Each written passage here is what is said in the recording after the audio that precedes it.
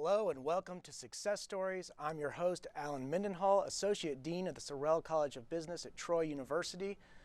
Success Stories is a program of the Sorrell College of Business that highlights the lives and careers of people who have accomplished great things. And I'm joined here today as a first with two guests. I've got Fry Gaillard with me and Cynthia Tucker. Cynthia was born in Monroeville, attended Auburn University, and majored in English and journalism. She wrote for the Plainsman there. She had a long and distinguished career at the Atlanta Journal-Constitution. She won the Pulitzer Prize in 2007.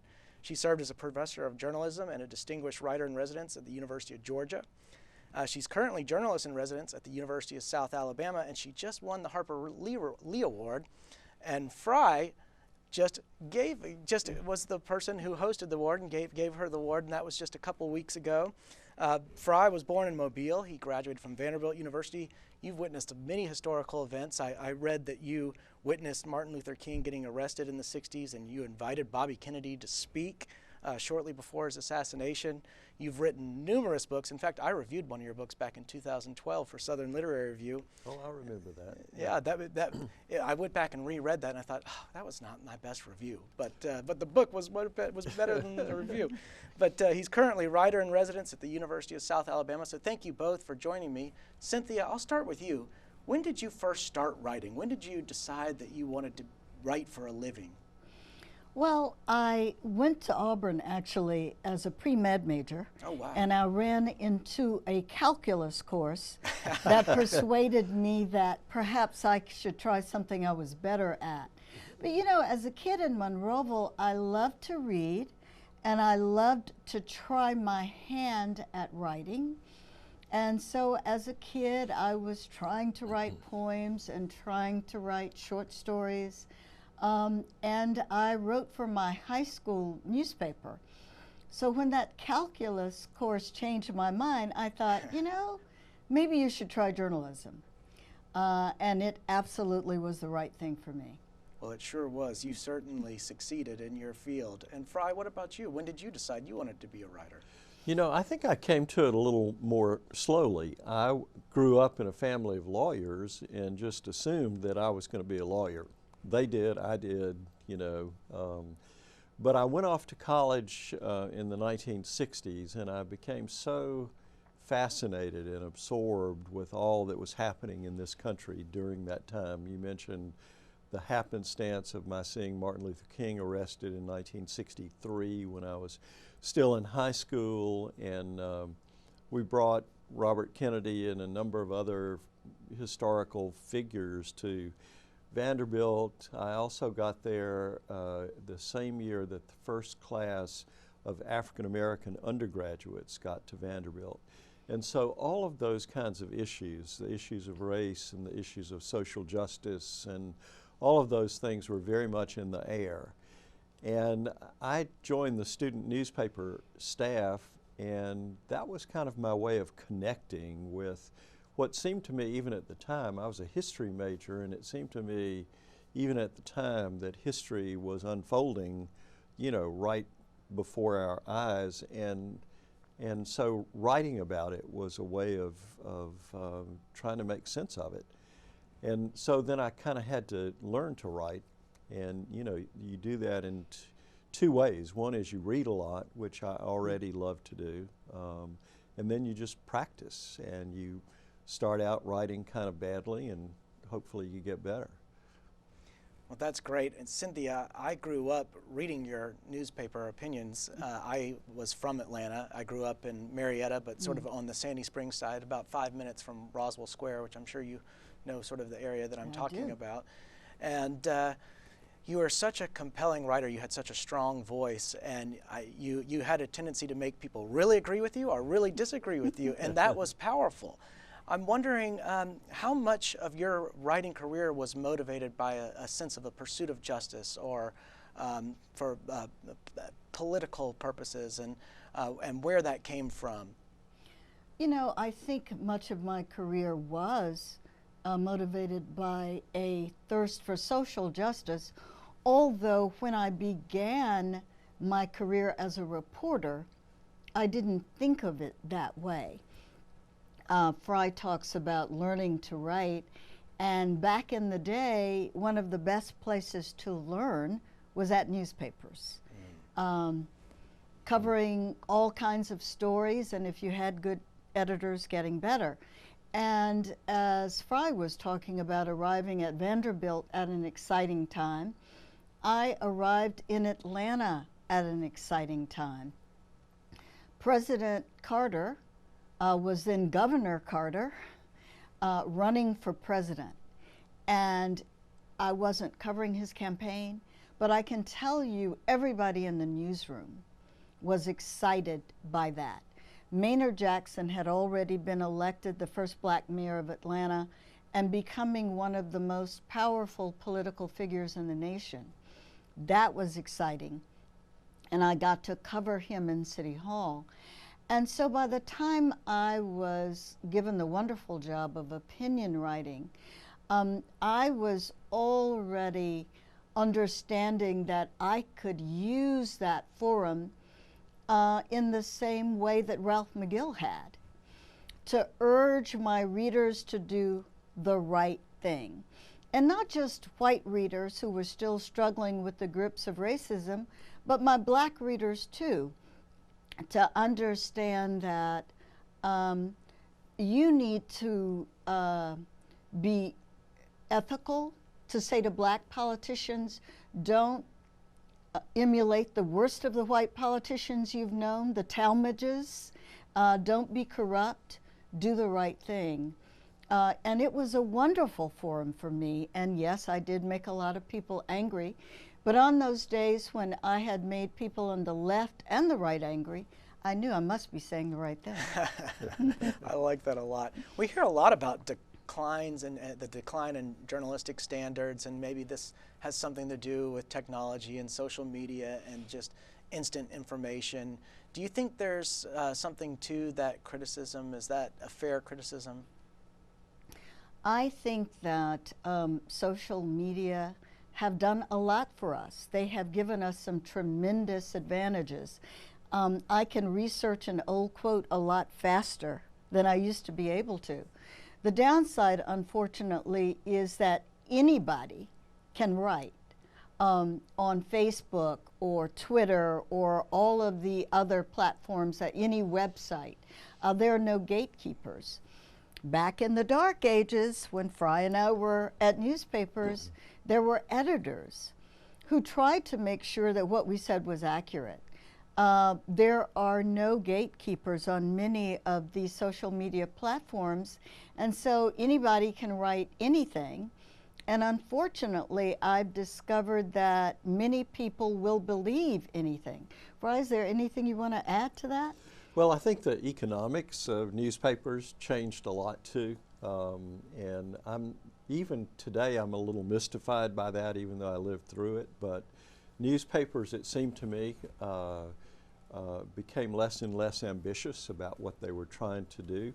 The budgets, if they didn't shrink, they didn't grow very fast, and it became just harder and harder to do the kind of work that some of us wanted to do at newspapers. And so, you know, that's one of the things that pushed me in the direction of freelancing, writing books, writing for magazines, alternative papers, whatever it might be. It was kind of a heartbreaking change to me, because when I first started at the Charlotte Observer, which was a fine Southern newspaper, as was the Atlanta Journal-Constitution, I thought I'd died and gone to heaven. I mean, like, you know, we used to have conversations among reporters, and we would say to each other, don't tell them how much fun we're having, or they might not even think they need to pay us, you know.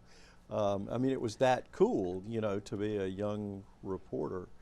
And it just continued to change, and so, you know, had to look for other ways to tell stories. And how are you so prolific? What do you do? Do you have to discipline yourself? Do you have daily routines? How do you churn out so many books? I don't even know how many you've written. I didn't count before I came over, but several. Yeah, you know, I think newspapers gave me good habits in terms of being self-motivated. You know, there were always deadlines, and so, you know, it's not, you don't at a newspaper, you don't sit waiting for the muse. You know, it's deadline time. You got to get the story done, and it's not an exact analogy when you're writing books, but there is a work ethic that comes out of that, and so and there are just so many stories that are, you know, that feel like they need telling. You know, so that's what keeps me going, you know. And for me, it started with a fascination with social justice and those kinds of issues, but it kind of expanded from that into a sense of culture, you know, things like music and religion and literature and things that are not necessarily as directly political. You know, also, I thought shed light on our time, on our place, and so those were things as well that, you know, that I found myself writing about over time.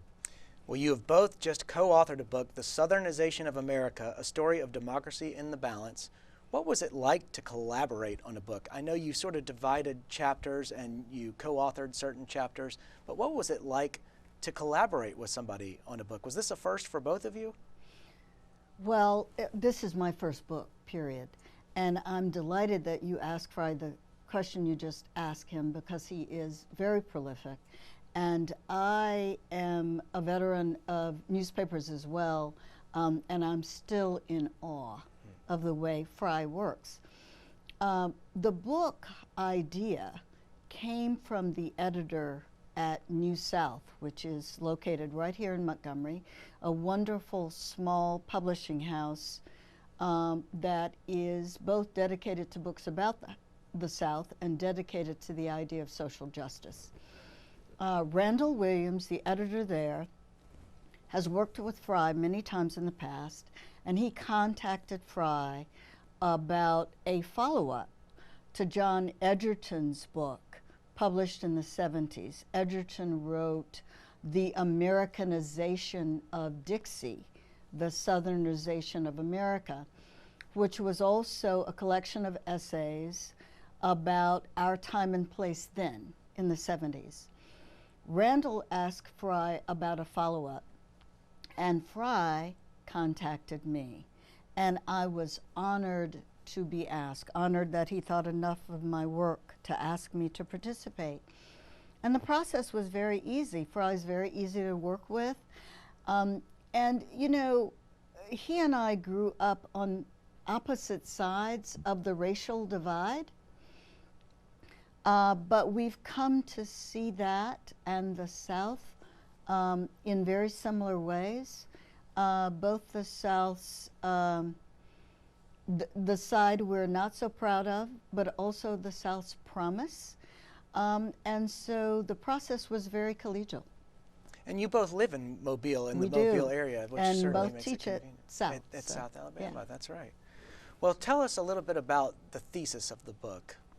Well, it argues that over really the whole history of the country, from colonial times to now, the South and the rest of the country have interacted with each other.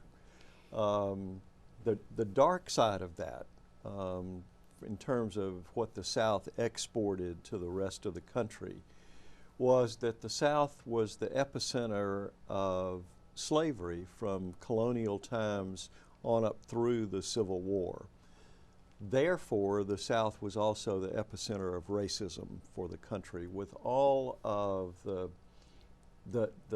hatred, the fear, the anti-democratic impulses, all of those things that are sort of bound up in that. That was part of the legacy of the South, that as the South became more like the rest of the country, and as its isolation began to break down because of television and interstate highways and then the internet and all of that, inevitably the South influenced, we think, the rest of the country in some not so great ways. On the other hand, there's another side to the South, and there always has been in a way, but it became most visible during the civil rights years of the 1950s and 60s. And that civil rights South, and then right after that, the South of Jimmy Carter. Carter was very articulate about how living through the civil rights era influenced the human rights policies that were one of the foundations of his presidency. And so there was that South too, the South of John Lewis, and more currently the South of Stacey Abrams, or the South of Raphael Warnock, the South of Doug Jones. People who believe in democracy, small d, but who also believe that inevitably we're in it together. This is a multicultural country, and we have to come at that inevitable, immutable fact with some inclination to respect each other across these potential barriers, or else it's not going to be a very happy place to live.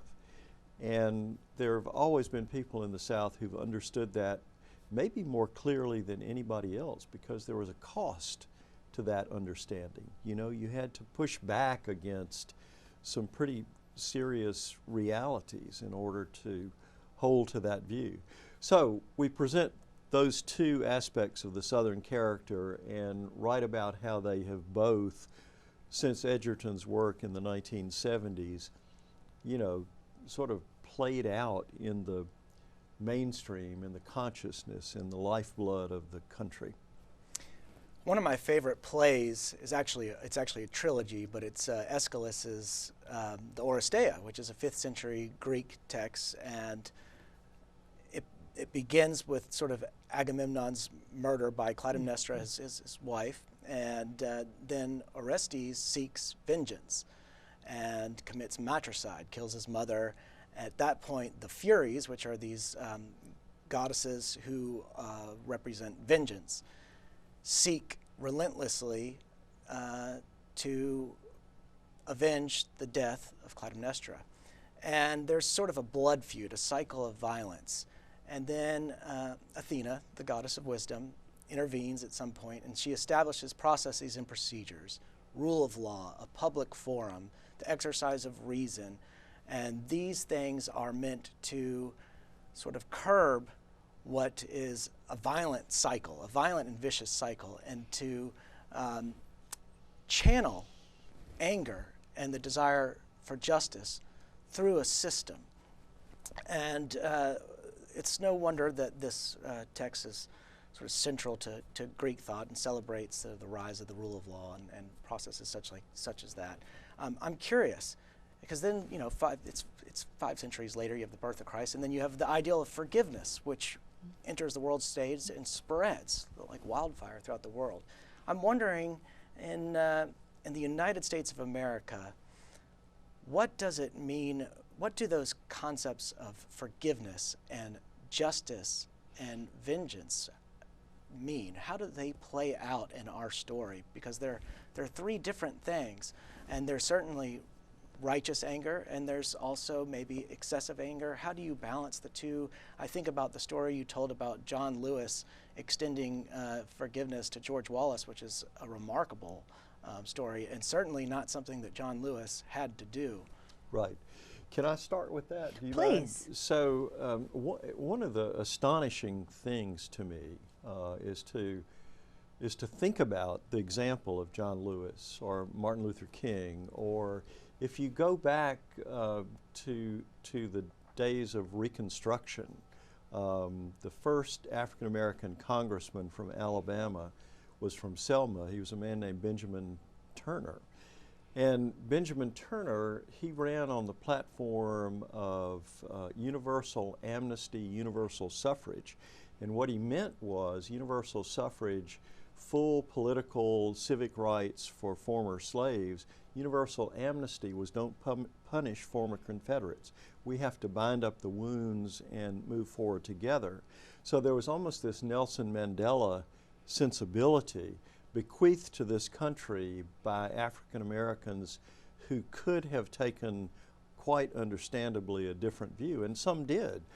But the amazing thing was, from then through the civil rights movement, through the presidency of Barack Obama, through the life of John Lewis, there is this amazing example that has been set for the country of forgiveness, but not cheap grace. You know, we also have to seek justice in the process of making forgiveness mean anything. And so, you know, we have that to draw on in this country. And we better do it, because if we don't, if we get caught in that cycle of violence that, you know, Aeschylus wrote about in the play that you mentioned, which is a possibility. I mean, we see it on the horizon now. I mean, it's just so obvious that no good comes of that. I mean, nothing happens with that except more of the same. And we have to break that cycle. And in terms of policies, I don't know how to do it, but we can all bear witness, you know, and that's kind of what we're trying to do with this book, you know, is bear witness. You know, one of the reasons I think that trilogy of plays still commands so much attention is that from early Greek history to now, human beings haven't changed. The human heart, as Billy Graham once said to me, hasn't changed. We still struggle with the impulse for vengeance, anger, fear, resentment of the other, which is a primal instinct, perhaps. But the Greeks helped to give us, and then the Enlightenment in Europe established a foundation for the rule of law and other channels through which we could have a society that didn't always lapse into anger and vengeance and resentment and fear. And the United States, though the founding was imperfect, the founding documents call for all of that. And for more than 200 years, we've had a nation that seemed to be haltingly, not steadily, but haltingly moving toward those ideals of equality and rule of law and social justice, equality for everyone. But we fear, as the book points out, that those other impulses have also surged to the fore, and it's hard sometimes to know which way we're headed. There's so many questions I want to ask, and we're going to run out of time. I'm not going to be able to ask them all, but I am curious, what makes, you see sort of nationalist populism arising throughout the world, you know, with Duterte in the Philippines, and Bolsonaro in Brazil, and Geert Wilders, and Boris Johnson, Rodrigo Duterte, I think I mentioned him, but Xi Jinping and Putin, and on the left side, Maduro in Venezuela, and Eric Zimmer in France, who's running for the presidential seat there. What makes the southernization of America distinct from those sorts of nationalist populism? I know I'm not a political scientist, and I know both those terms, nationalism and populism, are complex and loaded terms in those fields, and I'm just using them sort of out of convenience. But what makes the southernization of America different from those sort of global phenomena? I would argue that what makes the South and the United States different is that we have experimented with both. The post-Reconstruction era was one in which there were lots of whites who talked about populism, but what they actually meant was white supremacy. And so they dedicated themselves to that ideal. But we've also, in the South, had the civil rights movement, where the South dedicated itself, or many of us anyway, to the opposite, to the ideal of equality for all. And I would like to, first of all, the South has thrived with that ideal in place. The South has become a much more economically successful region once the civil rights movement became more or less successful. So I would hope other nations, not just the U.S., but other nations would learn from that example. And do you think it is constructive and good for reasonable people of good faith? We're talking about people who are willing and able to carry on constructive dialogue, not people that are just willing to, you know, Right. not find agreement. Do you think it is a good thing for reasonable people of good faith to talk about their disagreements and to work through them and to understand each other's point of view, that we ought to be having more of that in our society? I think absolutely. I remember one of the kind of touchstone moments for me. I got out of college in the late 1960s, and America was pretty divided then. And some of us who were righteous in our commitment to, you know, to social justice, to racial justice, to you know, equality for women, whatever the cause may be, we could be pretty darn sure in our own minds that we were absolutely right, and anybody who disagreed with us was not only wrong, but maybe stupid and not worth listening to. And with that kind of a mindset, which I had fallen, you know, when you're young, it's sometimes easy to get pretty self-righteous, or at least it was for me. Well, I read an article in Harper's Magazine by Bill Moyers, which was called Listening to America. And Moyers was lamenting the fact that we've forgotten how to disagree. He said the veneer of civility has been stripped away. And that just stayed with me, you know, that we have, that's what a democracy is. You know, in a country this size, it's too big for everybody to agree.